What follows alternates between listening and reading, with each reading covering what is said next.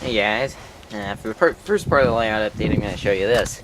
I'm going to make you wait to see the interesting stuff, but this is a spring, fairly heavy spring, came out of a train, at least you think. Found it by the railroad tracks, actually, and it actually has a date. It says it was new, right there. I don't know if you can see it or not, it's new 5 something 96 or 95. It's kind of corroded. And then there's some more numbers on this. Sorry. More numbers over here. So that's a spring. Really rusty.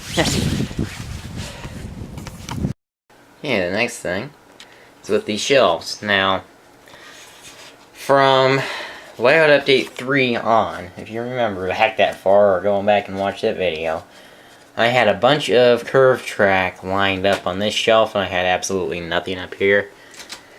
And it wasn't that long ago, I think last year, I put in these two track pieces right here. They weren't quite as long, they only went back to here. And so I've extended them all one piece, so that it almost fills the whole shelf. I still got some room for the smoke fluid stuff. And then I added another one here. And I should have mentioned for Christmas I got 4 packs of 4 of track. Plus more track. Now this one all I had was the passenger cars. I had a track for those. And it went back to probably right here. So I extended that a couple of pieces, and I put Union Pacific boxcar here and my little homemade track cleaning car. And then I put up an extra 2 lines of track that were never there before. So that is all new stuff. I used to have a few curved pieces on this end here, but that's all new, because every year we go to Menards and they sell that stuff for $12 a box, or $12 a package, whatever you want to say. $12 for 4 of them, and it's normally $20, so I get a bunch of it and got enough to do this. So as far as this layout goes, as it's called a layout update, not just shelves, and we found a spring by a railroad track. So, of course, that is what we did. Or that's what I did, actually. I did all that by myself, and that was a lot of work. The last 2 days I've been working on that pretty much constantly, and it wasn't exactly easy to get that up. The hardest part was probably getting them all screwed down. I don't really like these trestles the way they design them. They're just not all that good, if you ask me. What I ended up doing this is taking off the piece, this brown fake wood piece here, pulled that up, moved it off to the side while holding this thing down and then putting the screws into it. It didn't help that I had cheap drill bits that kept breaking on me too. Broke 2 drill bits trying to do that. And then I found a better one. But I got that all put in. They're all screwed down, and I did not use the little tab things that they give you, like I probably have. There we go. These little things. Didn't use those. I used number 6 by 1/2 inch sheet metal screws in that thing. But they kind of cracked just slightly. Not terrible, but it cracked a little bit where it went in. So I'd probably recommend something more like along the lines of number 4 by 1/2 inch or something like that. So the yard has all been extended one track, and then this extra line right here wasn't there before that I stuck in there, and I put a siding on here, as you can probably see, and that was never on the track. And the whole reason that we elevated this thing is, as you can see, our switches go under. The one right there is the command switch one right there is the one that's wired up to be a command switch.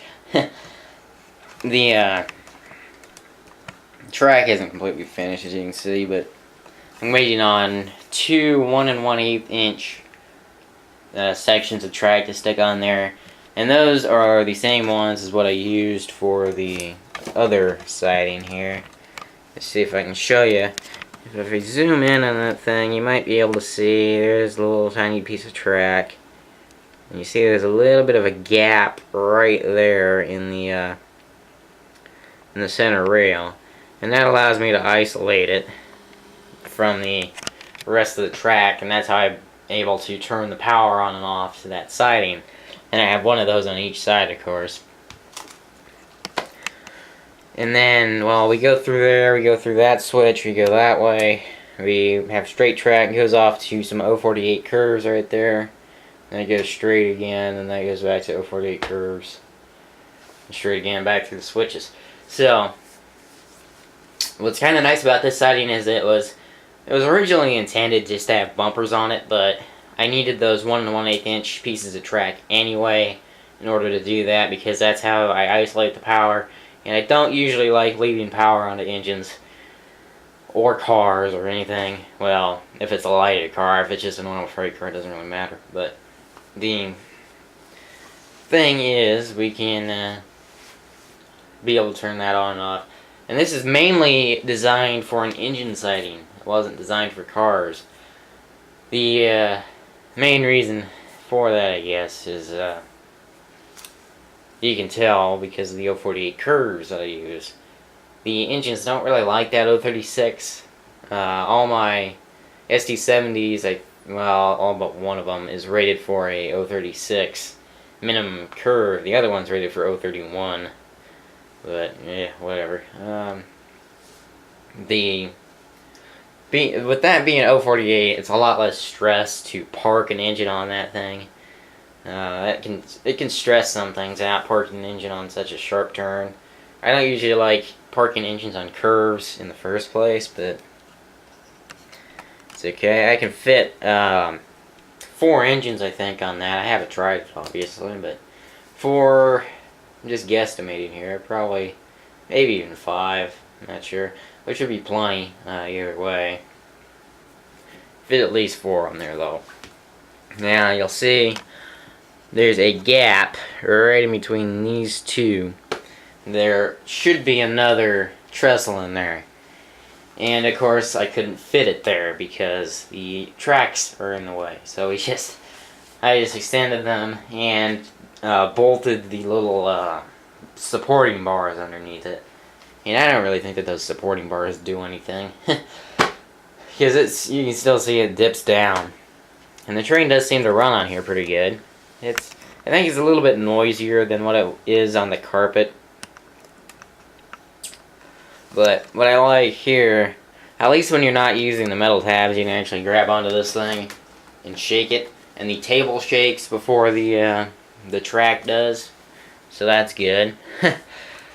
My table is actually mounted on 4 little card tables. And it's not even screwed to them or anything like that. We got a couple wires going through a couple of card tables, but the thing here is it's not exactly strong. I wouldn't try to run like this UP engine right here. This is a pretty heavy engine. Got a lot of it's actually got a counterweight in it, or not a counterweight, but a just a weight in the gas tank. That helps it pull better or something like that. It's a really good pulling engine too. It's an older TMCC engine, but pretty nice engine still. I wouldn't try to run that over that because I'm sure, well, it would probably dip down. And you can actually see where my table dips, maybe across to this piece. And it does the same thing in the front. So that is the simple layout update. I'm sure everyone wants to see the thing run. But we're going to save that for a New Year's Eve running session a little bit later tonight, say maybe 11 o'clock or something like that. I've still got, I don't know. This is actually New Year's Eve morning, if you will. New Year's morning? I don't know. It's not New Year's Day because that's tomorrow. New Year's Eve, we'll call it. But another thing that I got for Christmas that I didn't mention is the truss car on this thing right here. If I can get the camera stand through here. This car right here. That's new. So the Menards cars. This is a Menards train.